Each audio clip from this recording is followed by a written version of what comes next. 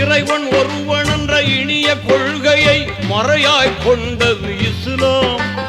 இறைவன் ஒருவன் என்ற இனிய கொள்கையை மறையாய் கொண்டது இஸ்லாம். முறையாய் மனிதர்களை ஓர்குலமாக்கிட நெறியாய் திகழ்வது இஸ்லாம். முறையாய் மனிதர்களை ஓர்குலமாக்கிட நெறியாய் திகழ்வது இஸ்லாம். தீனோரே கேளுங்கள், திருமறை வழி வாருங்கள். தீனோரே கேளுங்கள், திருமறை வழி